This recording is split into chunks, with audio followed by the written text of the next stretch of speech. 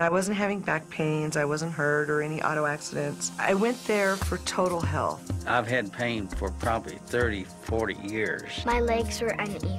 Motorcycle collision. Had a pretty bad spill. Car accident in hospital 45 days. I've struggled with very, very painful periods. Pills didn't work anymore. I tried muscle relaxers and physical therapy, but they weren't working. I've never really gotten any satisfaction from my doctor. My wife said, I think you should go see a chiropractor. Hello. If you're new to chiropractic, welcome. If you've enjoyed chiropractic care in the past, welcome back.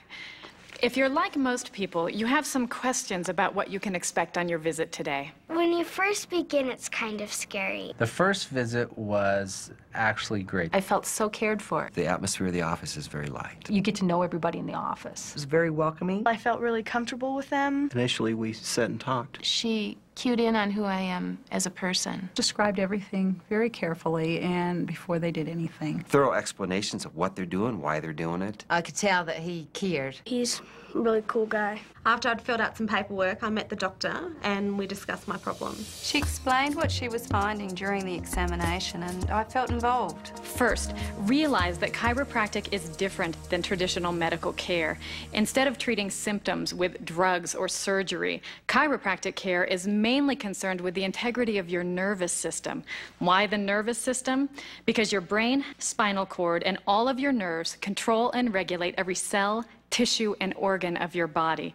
Your nervous system is the master system that controls your heart, blood, stomach acid, your immune system, and trillions of other details. If your nervous system doesn't work right, you don't work right. And when you don't work right, you're not healthy. It's as simple as that. Now, your brain is such an important part of your nervous system, it's encased in bone, but your spinal cord is a different matter. Your spinal cord is the information superhighway of your nervous system. Instructions to and from your brain travel this vital pathway. Your spinal cord is covered by 24 moving bones. Nerve roots, one on each side, exit the spinal cord from between each spinal bone to connect your brain to every part of your body, from your nose to your toes. But each bone can move in many different directions. So if one or more of these spinal bones doesn't move right, it affects nearby nerves. One of two things can happen. The least common is a pinched nerve. Now, it's easy to see how a nerve might be pinched, but actually it's quite rare. I'm told only a fraction of chiropractic cases involve a pinched nerve. Instead, it's more likely that nerve tissue is stretched, chafed, or irritated in some way. This inflames adjacent soft tissue. Like a short circuit, nerve impulses become distorted, confusing your brain's ability to properly control and regulate your body. This is called the vertebral subluxation complex, or more simply, a subluxation. I did need x-rays because of the car accident I was in, but the children didn't have any need for that. I can't even remember ever having an x-ray. I kind of like the idea of x-rays. It gave him a better idea of where my problem areas lay. This is what the side view of the neck should look like. This is the shoulder, and up here is the jaw. From the side, the neck should have a graceful forward curve, and there should be equal disc spacing between each bone. And the openings for the nerve roots should be clear and unobstructed. Many everyday activities can produce subluxations. These traumas, micro-traumas, and repetitive motions can stress the spine, as can drugs, alcohol, pollution, tobacco, poor nutrition, preservatives, and chemicals that affect the nervous system and the muscles that support the spine. Even our thoughts and emotions can affect the spine. Stress, fear, grief, and other emotions affect our posture, our muscle tone, and our ability to function normally. Neglected, these spinal injuries produce a predictable pattern of spinal decay. First, in phase 1, there's a loss of curve and a reduced ability to turn and bend. If neglected, in phase 2, joint surfaces get rough and uneven. They thicken and the decay becomes visible as the early stages of bone spurs begin to form. If still neglected and left uncorrected, the problem worsens in phase 3. Almost as if the body is trying to mend a broken bone, spinal joints fuse together.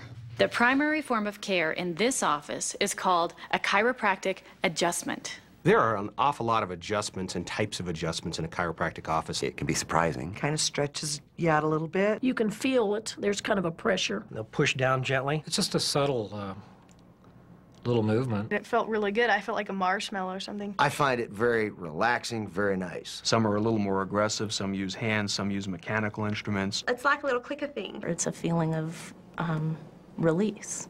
There are lots of different ways to adjust your spine, and your chiropractor has become an expert in one or more techniques so that you can get the best results in the shortest amount of time. Now, some people enjoy quick results, and for others, improvement can take several weeks or more. Since your body is doing the healing, not the chiropractor, results will naturally vary from person to person. Progress was a little slow at first. It's an instant relief. It took us 6 months to get me back walking. Instant repair. I think it took probably about 2 or 3 weeks before I sensed a major shift in the pain level. And how long will you need chiropractic care? It depends on your goals. Some people just want temporary relief. Others want to retrain and strengthen their spine so that they can avoid a relapse. And a growing number of people adopt a schedule of periodic wellness visits so that they can be their very best. Once you know what your body is saying to you, you know when it's time to go to the chiropractor. I keep going for the maintenance part. If I maintain a schedule now, I'm pretty much pain-free all the time. I know that there's other benefits than just no pain.